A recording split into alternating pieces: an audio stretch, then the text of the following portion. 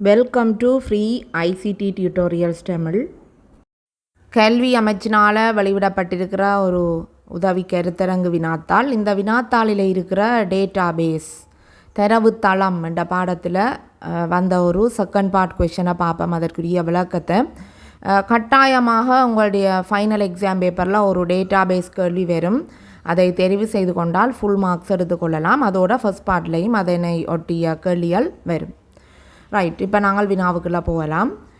XYZ கம்பெனியானது வியாபார நோக்கத்திற்காக கொள்வனவு செய்யும் பொருட்களின் விவரங்கள், வழங்குநர்களின் விவரங்கள் பின்வரும் அட்டவணைகளில் தரப்பட்டுள்ளன. இதில் 3 அட்டவணைகள் தரப்பட்டிருக்கு.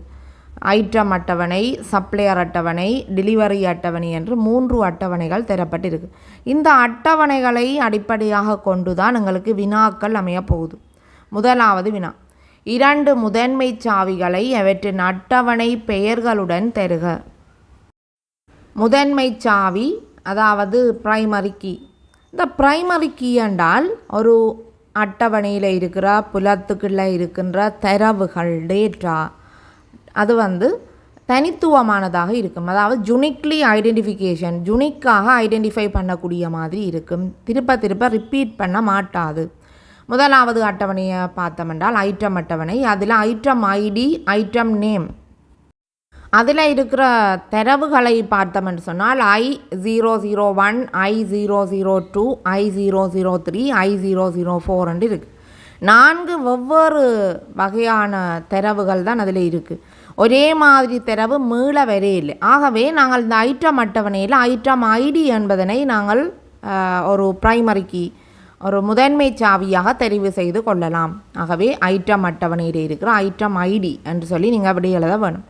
அடுத்தது சப்ளையர் ஐடி போவோம். சப்ளையர் ஐடியில் பார்த்தோம்னு சொன்னால் SID மற்றது நேம் என்று 2 புலங்கள் இருக்குது. SIDயை பார்த்தோம்னால் அதுவும் S001, 002, 003 என்று சொல்லி இருக்குது. அதுவும் தனித்துவமானதாகத்தான் இருக்குது. திரும்ப ரிப்பீட் பண்ணல. ஆகவே நாங்கள் சப்ளையர் ஐடியில் SID என்ற புலம் ஒரு பிரைமரி கீ, முதன்மை சாவியாக இருக்குது என்று விடையளிக்கலாம். ஆகவே நீங்கள் விடையளிக்கும் போது கவனிக்க வேண்டியது ஐட்டம் அட்டவணையில் உள்ள ஐட்டம் ஐடி, சப்ளையர் அட்டவணையில் உள்ள SID என்று சொல்லி விடையளிக்க வேணும். இப்போ நீங்கள் SID என்பதனை விரிவாக சப்ளையர் ஐடி என்று போடக்கூடாது. அங்கே என்ன புலத்தின் பெயர் போடப்பட்டிருக்கோ அந்த பெயரைத்தான் நீங்கள் பாவிக்க வேணும். எக்ஸாமில் விடையாக வழங்க நீங்களாக ஒன்றை உருவாக்கி எழுதக்கூடாது. அவ்வாறு உருவாக்கும் போது அது பிழை விடுகின்ற சந்தர்ப்பம், வீணாக மார்க்ஸை இழக்கிற சந்தர்ப்பம் பெறும்.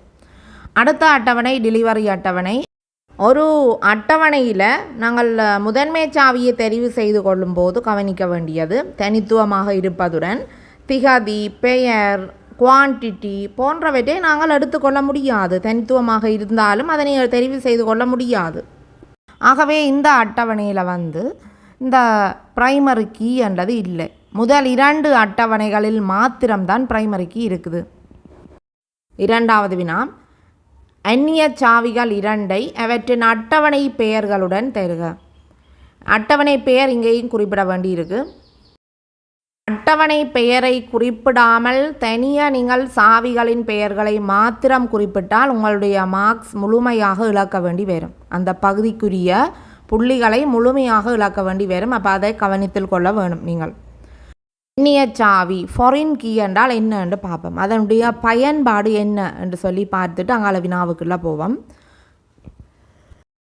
ஒரு அட்டவணையில் முதன்மை சாவியாக இருக்கின்ற ஒரு புலம் இன்னொரு அட்டவணையில், அதாவது பிறிதொரு அட்டவணையில் அந்நிய சாவி, ஃபாரின் கீ என்று சொல்லுவோம். அப்போ ஒரு அட்டவணையில் முதன்மை சாவியாக இருக்கின்ற அந்த புலம் தான் இன்னொரு அட்டவணையில் எங்களுக்கு அந்நிய சாவியாக வரப்போகுது. இந்த டேபிளில் பார்த்தோம்னு சொன்னால் இங்கே ஏற்கனவே நாங்கள் 2 முதன்மை சாவிகளை தெரிவு செய்துட்டோம். அதாவது ஐட்டம் என்ற அட்டவணையில் ஐட்டம் ஐடியையும் சப்ளையர் என்ற அட்டவணையில் SID என்றதையும் நாங்கள் தெரிவு செய்துட்டோம்.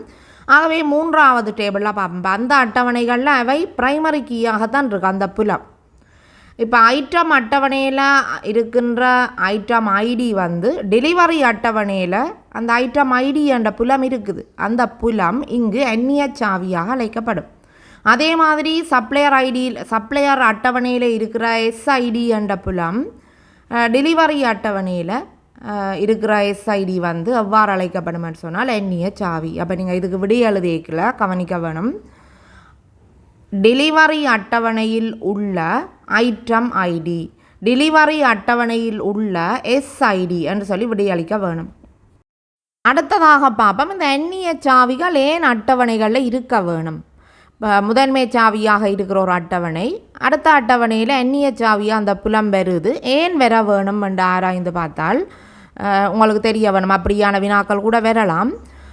2 அட்டவணைகளையும் இணைப்பதற்காக ஒரு நடுவில் வந்து ஒரு கொமனான ஒரு புலம் இருக்க வேணும். அப்போ தான் அந்த 2 அட்டவணைகளையும் தொடர்பு படுத்த முடியும். 2 அட்டவணைகளையும் இணைப்பது தான் இந்த எண்ணிய சாவின நோக்கமாக இருக்குது. அடுத்த வினா, மாலினியிடமிருந்து 75 பென்சில்கள் 28/10/2022 கொள்வனவு செய்யப்பட்டது எனின் ஏபி என்று கேள்விகள் வழங்கப்பட்டிருக்கு. முதலாவது, இற்றைப்படுத்த வேண்டிய அட்டவணை அல்லது அட்டவணைகள் எது அல்லது எவை. பி பகுதி வந்து இற்றைப்படுத்தப்பட்ட பதிவு அல்லது பதிவுகளை அட்டவணை பெயர்களுடன் தருக. இந்த அட்டவணைகளை நாங்கள் பார்ப்போம். ஐட்டம் அட்டவணையில் நாங்கள் மாற்றம் செய்ய தேவையில்லை. ஏனென்று சொன்னால் ஐட்டம் ஐடி, பென்சிலுக்குரிய ஐட்டம் ஐடி அதில் வழங்கப்பட்டிருக்கு, ஆகவே மாற்றம் செய்ய தேவையில்லை.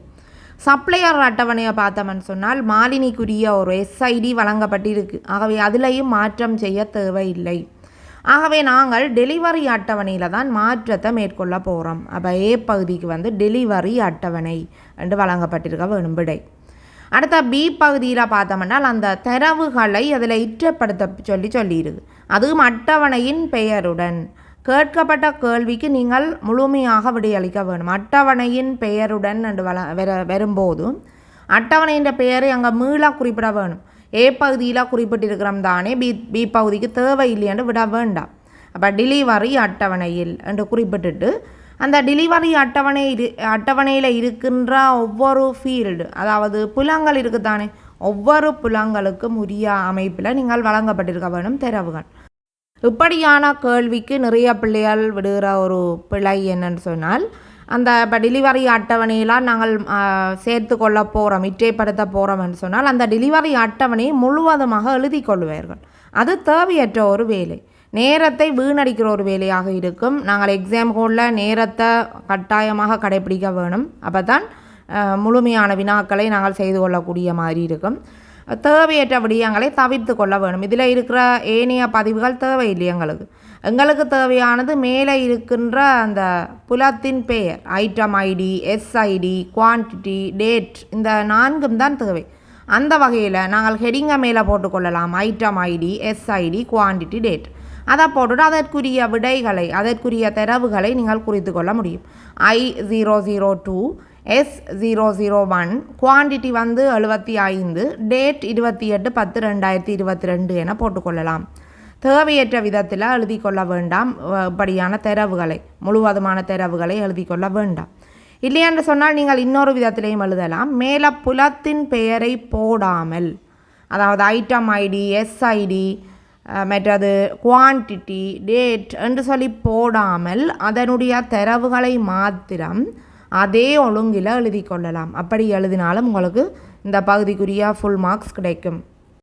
அடுத்த வினா, ஐட்டம் அட்டவணை, சப்ளையர் அட்டவணை என்பவற்றுக்கு இடையிலான தொடர்புடைமை யாது. அதாவது 2 அட்டவணைகளுக்கும் இடையிலான ரிலேஷன்ஷிப் கேட்கப்பட்டிருக்கு. என்ன ரிலேஷன்ஷிப்னு பார்த்தோம்னு சொன்னால், இப்போ ஐட்டம் அட்டவணை மற்றது சப்ளையர் அட்டவணை ரெண்டையும் நேரடியாக பார்க்கும்போது அதற்கிடையில் ஒரு ரிலேஷன்ஷிப் இல்லை மாதிரி தான் தெரியும். ஆனால் இந்த ஐட்டம் அட்டவணை மற்றும் டெலிவரி அட்டவணை இந்த 2க்கும் இடையில் ஒரு தொடர்புடைமை இருக்குது. அதே மாதிரி சப்ளையர் அட்டவணை, டெலிவரி அட்டவணை, இந்த 2க்கும் இடையில் ஒரு தொடர்புடைமை இருக்குது. படிச்சிருப்பீங்கள் 3 வகையான ரிலேஷன்ஷிப்ஸ், தொடர்புடைமைகள் இருக்குது. அதில் பலவிற்கு பல என்ற வகையில் 3வது அட்டவணை கொண்டு தொடர்புபடும்.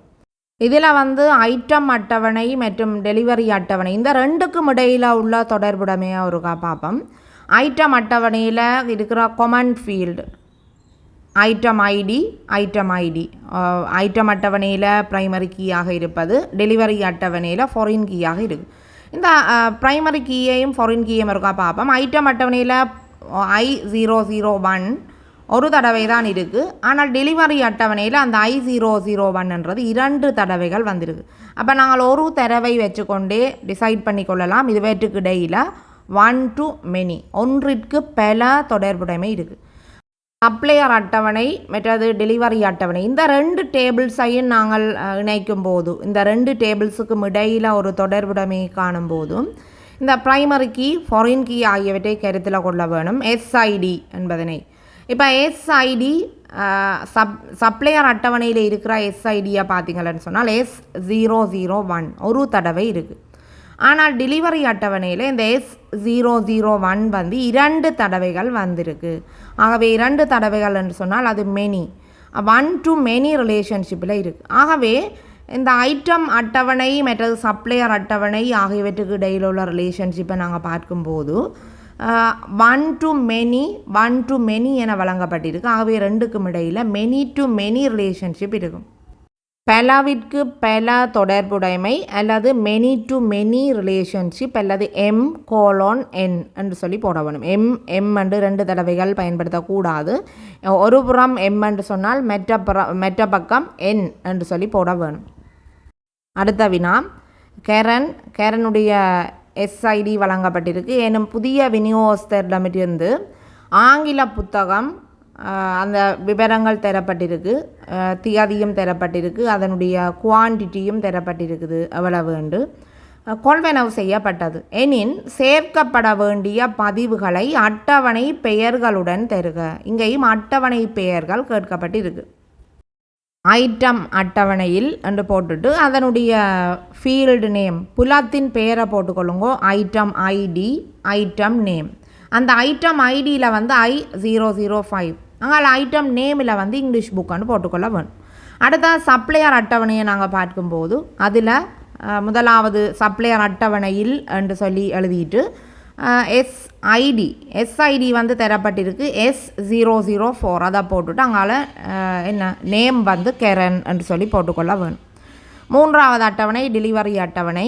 அங்கே ஐட்டம் ஐடி வந்து என்ன I005, எஸ்ஐடி வந்து என்ன S004, குவான்டிட்டி என்ன 100, டேட் என்ன 29/10/2022. இவ்வாறு நீங்கள் இந்த விடியளிக்க பழகிக்கொள்ள வேணும். தேவையற்ற விடயங்களை மேலதிகமாக போட்டு மார்க்ஸை இழக்கவோ அல்லது நேரத்தை வீணடிக்கிற வேலையோ செய்யக்கூடாது.